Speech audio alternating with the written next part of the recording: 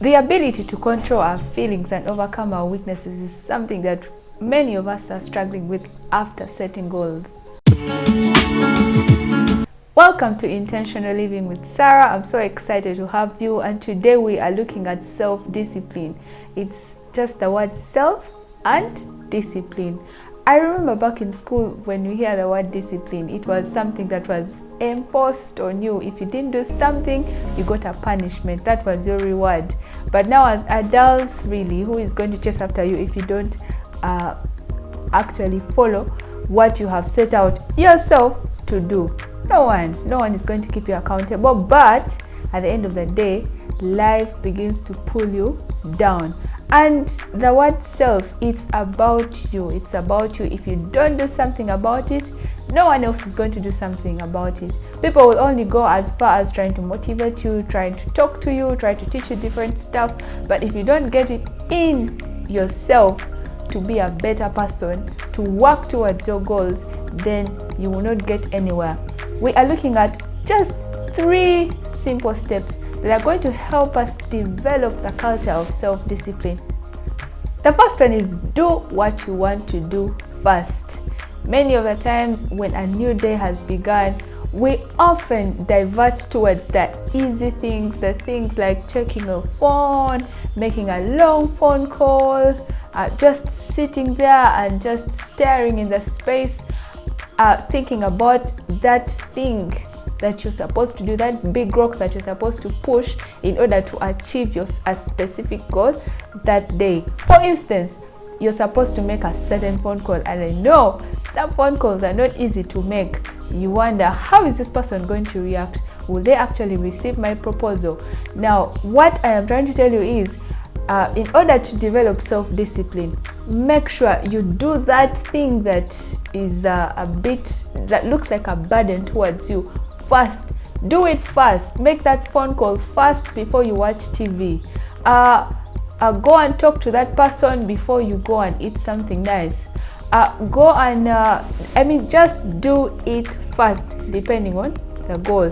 The act of procrastination pushes your goals further and further and further. When you tell yourself, let me first sit here and do something, or maybe take a shower, then make that phone call, you may not be able to make it. Do it first. Make that phone call, get it off your chest, then go ahead and take your shower. It's not going to take anything big out of you. Actually, you'll be moving a step further into your goals. The second thing is taking an action every day towards the goal that you have set.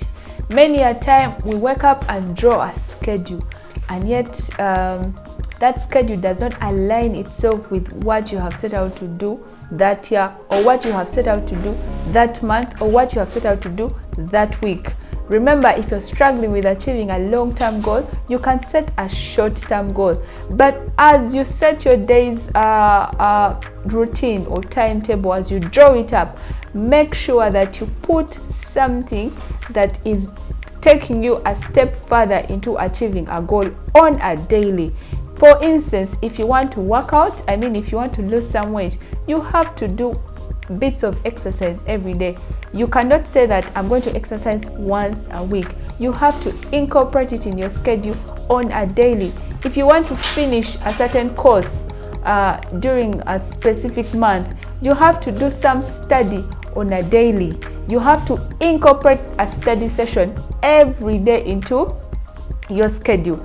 If you have said that this year I'm going to learn a new skill, maybe it's a cooking skill, you have to learn something new on a daily.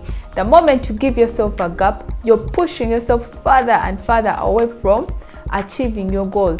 So it's very important, it's really key for you to do something every day. Tell your mind, what am I doing today that is going to take me further and further into achieving this specific goal? Is this phone call going to help me achieve this goal? Is it contributing? Is this trip helping me? Every time I'm scrolling through the phone, am I doing research that is related to something concerning the goal that I set for myself? Or 100% of the time I'm using the internet, I'm just doing other things. Make sure that you wire your mind gets it that today, every day, I need to do something that is taking me further into the goal. Lastly, the art of reward and speaking life. Yes, you have to reward yourself, but don't reward yourself immediately. If you have decided this year I am going to write a book, yes, you have to write the first draft, send it to your editor, write another draft depending on the feedback that your editor gives you. Now, this is what you can do. Postpone all those nice things that you want to do until you finish the first draft. Yes, for instance, if you like to party, or you like to eat certain very nice things, or you like to watch a specific movie or a series that keeps a show that is always aired on TV, maybe every day at 9 p.m, you can decide, I will buy the whole season after finishing the first draft, and I'll watch it. Yes, you watch it the whole day.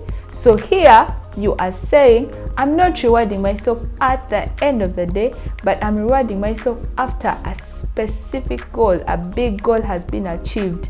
It ceases to be those little rewards, like when you were younger, your mother would say, or my mother would say, if you don't finish your milk, I'm not going to give you a cookie. So you're looking forward to the cookie and you actually down your milk. But this time, because you are older and maybe the goal that you have set is a bit bigger, you can postpone your reward. Push it maybe a week after achieving this. Push it maybe to a month. If I lose a certain amount of weight, I will go for that road trip. If I get this proposal done, I will do ABCD. So the point is, push it a little bit further. Extend your reward. The more you extend your reward, the more you motivate yourself. You find yourself putting in more effort. I have to read, I have to prepare for this exam, I have to pass this exam because I want to go for that trip. You can actually visualize if there's a specific place that you want to go, or something, write it somewhere, put it on a wall, so that every time you're focusing, you're trying to write that first draft, you look at that vacation destination and you're like, okay, let me first finish this, I will get there. It motivates you. And remember to have the art of speaking life. Tell yourself, I can do this. This book is going to be excellent. It's going to be a bestseller. Most of the times we try new things. We try to achieve our goals and you tell yourself, you're very silly. Your writing is fake. No one can really help you.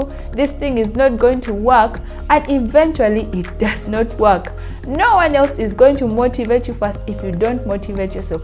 No one else is going to speak nice things to you if you don't start with yourself. Speaking to yourself. Speak to your mind. When you get the pen or you're trying to type on a laptop or something, tell yourself, I am the most brilliant person. I have the best mind, because your mind believes everything you tell it.